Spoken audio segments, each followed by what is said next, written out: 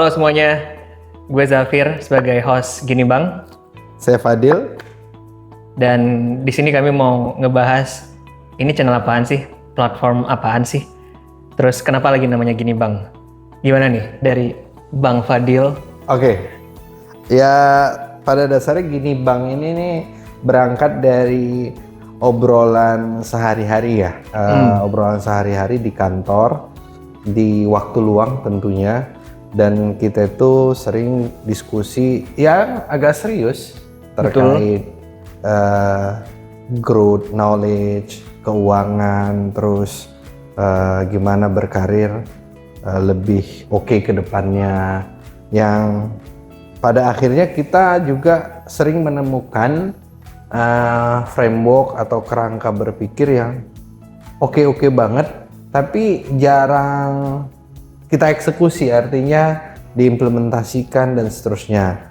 Nah, dengan adanya channel ini akhirnya memaksa ya gua, Zafir, dan tentunya kameramen di belakang layar itu untuk mendokumentasikan.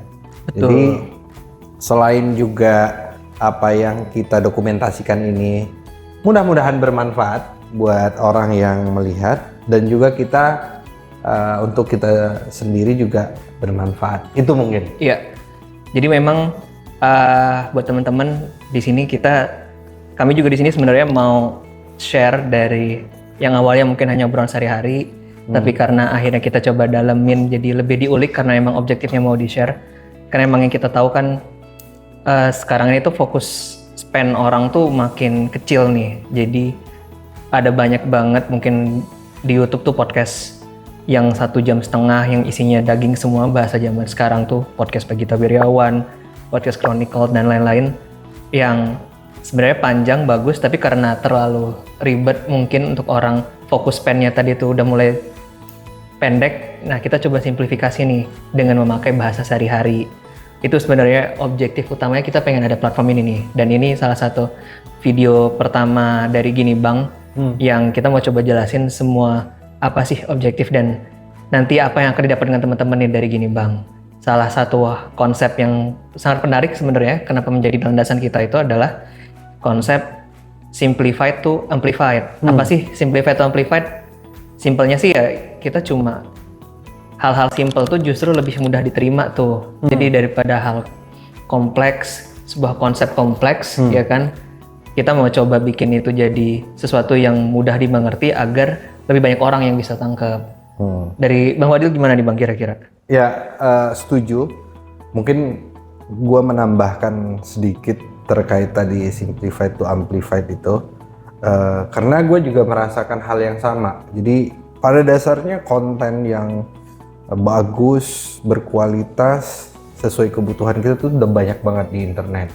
Betul. Hanya saja memang karena kontennya ya bagi saya itu cukup berat, akhirnya saya merasakan waduh, spending time yang dibutuhkan untuk mencerna, melihat dan seterusnya itu cukup banyak, dan posisinya ya kalau orang yang sudah kerja itu nggak ideal gitu. Nah, karena berangkat dari gimana caranya konten-konten yang bagus ini sebenarnya kita nggak malah nggak merubah apapun. Cuman gimana caranya kita mensimplifikasi agar orang-orang yang kayak gua itu di luar sana bisa mencerna, memahami, bahkan mengimplementasikan lebih cepat. Itu sebenarnya. Iya. Itu tambahan dari gua. Iya.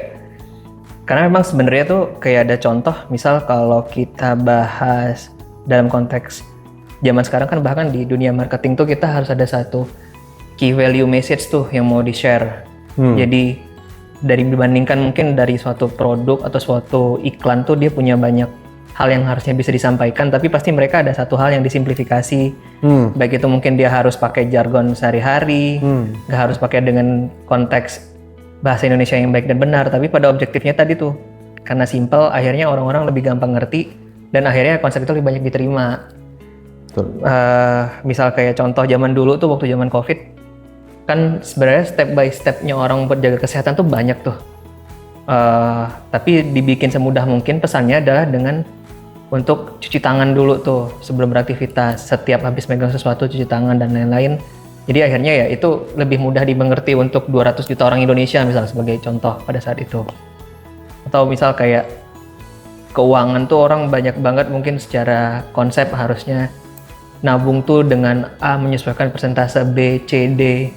Tapi bisa jadi disimplifikasi dengan baik itu sebagai sebuah marketing, baik itu sebagai sebuah produk mobile banking, misal itu dia bisa pakai jadi split pocket, jadi orang lebih mengerti pos-pos untuk nabung gimana. Ada lagi yang kayak jadi disimplifikasi dengan nabung pokoknya 50, 30, 20. Jadi pada intinya sih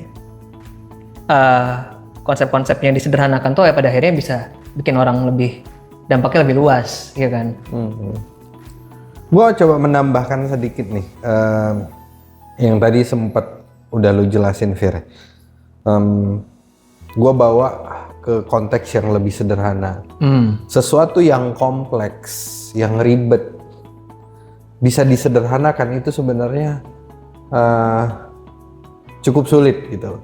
Tapi kalau kita berhasil menyederhanakan itu, jauh akan banyak manfaatnya untuk orang lain gitu.